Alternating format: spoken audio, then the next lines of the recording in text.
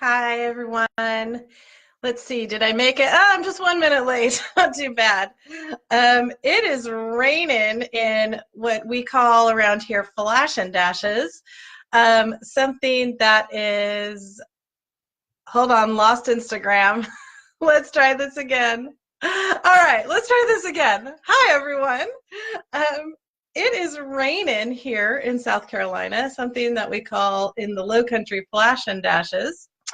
Um, so I had to run my daughter over to the neighbor's house to feed the dog and let her out to go potty.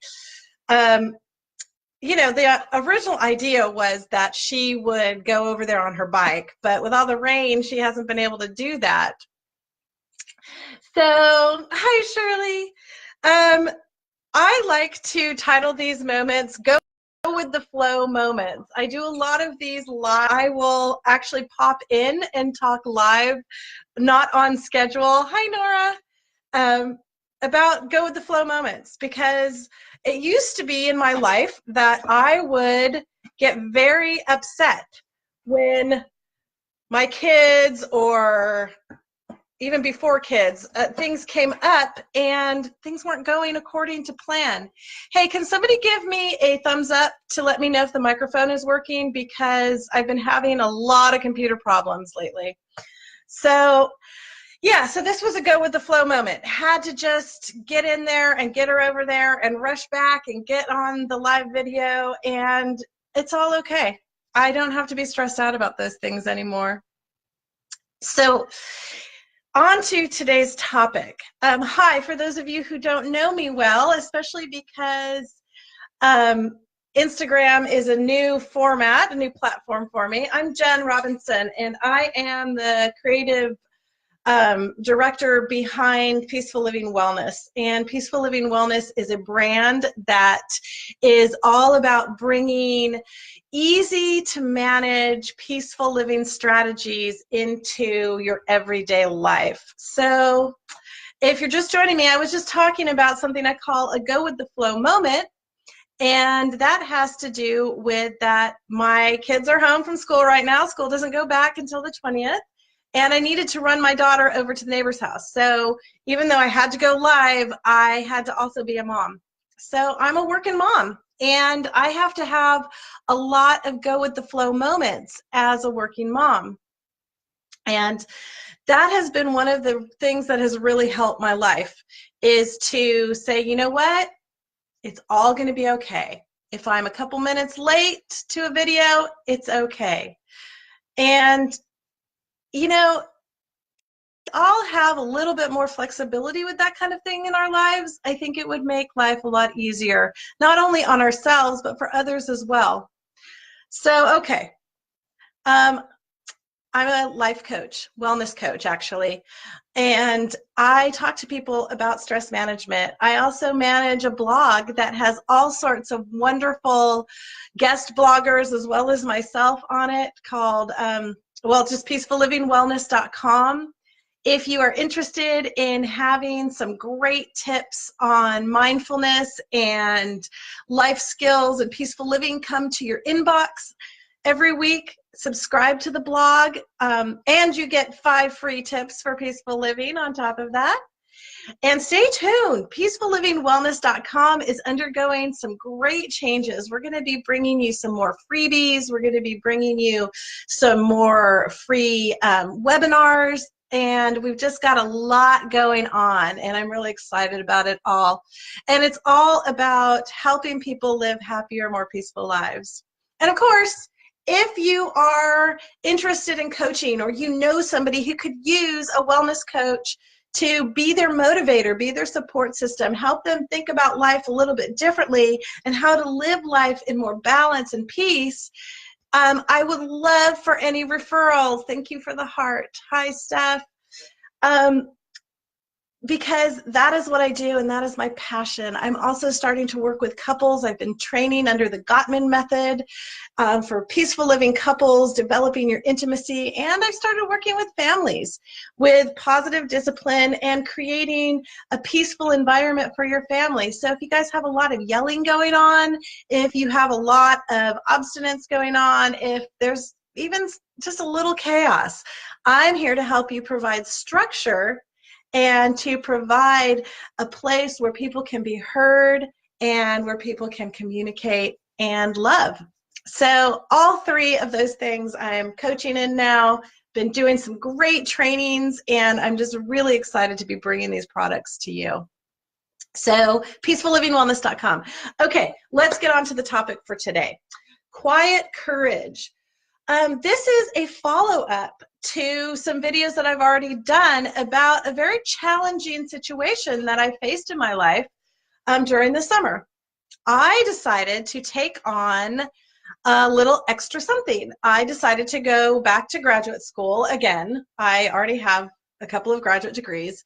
And I thought that it would enhance what I'm doing as a coach. So I started a counseling education program. And I crashed and burned in that program. I took one class and I did not get along with the professor. I ended up getting a really bad grade on my midterm, and it was challenging for me. So let me talk about past behaviors. Let me talk about the way I would have handled this in the past versus how I needed to remind myself, and then I ultimately pursued handling it this time. Let me give you a little background. Okay, not getting along with this professor at all. He took an instant disliking to me. He was rude to me in class. He would not call on me. And I kind of figured out what was going on. You can watch the past videos about that. I tried to use mindful communication strategies to talk to him about it, but he pulled power plays on me and was not interested in having a mindful conversation about it. So what ends up happening if the person you're trying to talk with just isn't hearing, isn't willing to listen? Well, there's nothing you can do about it. You have to give up control. So what I tried to do was do my best to study really hard for this midterm. I tried to ask him for help. He would not help me. He would cut class early by an hour, sometimes 2 hours every class period. And yeah, I'm calling him out here, because I see this as a teaching failure. And I'm being very straightforward about that, because at first I took it as a personal failure, because that's what I do. That is what I would always do in the past. One of my major anxiety areas is what I call failure demons. And I felt like this was a big, fat failure on my part. I had always been a great student. I was at the top of my class in my PhD program. I had a 3.89 GPA or some weird number like that in both my master's program and my doctoral program. The grade that I got on the midterm in this class, the only other time I've gotten a grade this low was when I stopped going to an oceanography class that was at 8 o'clock in the morning, and the professor showed slides, and I kept falling asleep because I was working till 10, 11 o'clock at night the night before. So I got a really bad grade, and that was as an undergrad. Hey, Sim, I'm looking forward to seeing you soon. So yeah, this was a bad grade, and I felt horrible. I texted my husband. I said, I'm done. I can't do this. But instead of saying, okay, well, let's look at this objectively, my first thing was to go into, I can't believe I failed. I can't believe I failed at something I have always been so good at. But that's the old way of thinking. That is old news. That is old recordings in my brain from who knows what.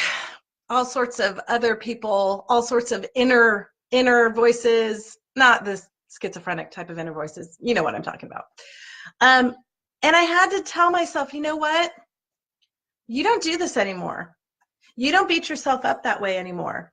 So I had to go back in to my past. And that is the first thing that I really recommend.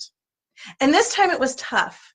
Because going back into the past, normally I would go in and I'd say, okay, what have I done in the past that has worked well? How have I handled these things in the past? And that's what I do with my clients all the time. I was talking to a client yesterday who we did a little past exploration, and we were able to look at that she had been very strong in handling a stressful situation in the past. And so we were able to pull from that. Well, in my situation, when I went into the past, I looked at, I was really successful as a student in the past. What does this mean about me now? This is the thing that I was so good at. And I also went into the past and I went, oh, the other thing I did in the past is if I wasn't successful at something, I would beat myself up. But I had to go one step further. And I had to go to the more recent past. And the more recent past, since I have been on this path of peaceful living, was that I could go ahead and say to myself, you know what, Jen? There have been other situations in the more recent past that you have been able to say, no, I'm not a failure. That sometimes things just happen. That sometimes there are things we're not good at, but we're good at other things. That sometimes it's something that's completely out of our control.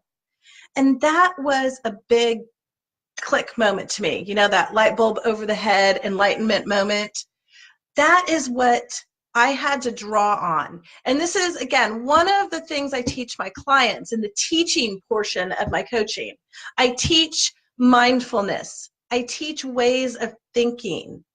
And one of those things is, well, what part of this was in your control?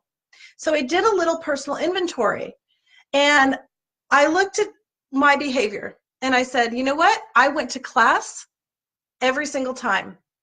I took notes. I reached out to my classmates for help, which is what the professor said we had to do instead of coming to him. I reached out to the professor only to be condescended to and patronized. I read the book and I took notes and I created summaries and I did all those things that I've done in the past for great success. And so I had to take a look and say, okay, well, I did all those things that were very successful in the past. And then I had to take a look at my past experience as a teacher, as a professor, because I actually taught for longer than this guy's been in the classroom. And he didn't like that. He didn't like when I came to him and said, when you scold the students and speak down to the students, it can sometimes shut down learning. He didn't want me to be explaining from my 1.5 decades of experience to his 5 years of experience what I had learned. That's on him. That's on him that he wouldn't reach out and help a student who was asking for help. That's on him that he didn't want to teach his class. That's not on me. I did my due diligence as a student. And quite honestly, the thing that he was on me about not understanding, it's something that I went over with a friend who is in that field, and she was like, I don't know, it seems like you get this. This is somebody who's been a practicing therapist, counselor, for 20 years. And this was about therapeutic techniques. He said I didn't understand what therapeutic techniques were, even though I was basically plagiarizing from the book, but it just wasn't working for him. And honestly, he won't talk to me, so I don't know what happened, but I withdrew from the class. But once I looked at my behavior and I was able to say, you know what? I did what I needed to do. I could then look at myself in the mirror and say, I'm not a failure. What the hell? I don't have to take this on myself. And I don't have to take this into my future and say, oh, I'm not going to be able to do this. I don't have to go down that spiral into the well I used to go into and say, maybe I shouldn't do this anymore. If I can't even get a decent grade on a midterm, this is where my thinking was going, on a midterm in a counseling class, what am I doing as a coach? Well, coaching isn't counseling, for one thing, and I'm a good coach. And my clients tell me I'm a good coach. That's how I know. My clients, they say, oh my gosh, Jen, thank you. And that's what matters. So finding the strength, the inner strength, finding what I call quiet courage is what really helped me to battle these failure demons.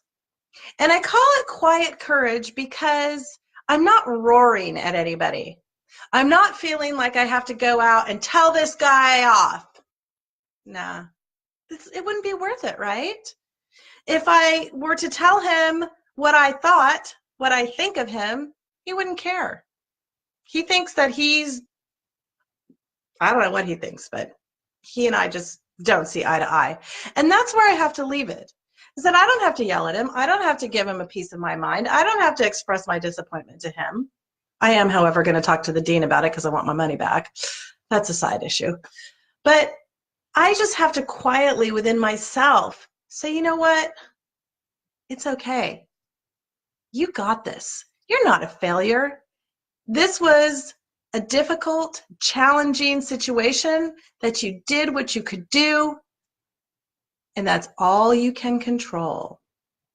And I'll close on that. There are things we can control. There are things we can't control. I looked at my behavior and I said, I controlled the things I needed to control. And a lot of times I will look at my behavior and I'll say, you know what? I could have done something differently. And if that's the case, then I go back to that person or I go back to that situation and I remedy it. But there's no remedy in this particular relationship. And so that's why I'm just being quietly courageous and saying to myself and sharing with you all, don't let other people's failures be your failures. If you are able to look at your actions and your behaviors and say, you know what, I did everything I could. Or even if you look back and say, oh, I could have done this or I could have done that. That's okay because you will do that differently in the future. It doesn't mean you're a failure. It doesn't mean that you're a lesser person. It doesn't mean that you don't have skills, you don't have abilities. You're okay. Use your inner strength. Use your quiet courage. All right, you guys, again, reach out to me. Let me know what you think of the videos. Let me know what you think of the content. Subscribe to the blog to get lots of great stuff. Really from all sorts of different amazing, wonderful bloggers. PeacefulLivingWellness.com. I welcome your comments. Thank you so much. Have a wonderful rest of your week and namaste. End and end.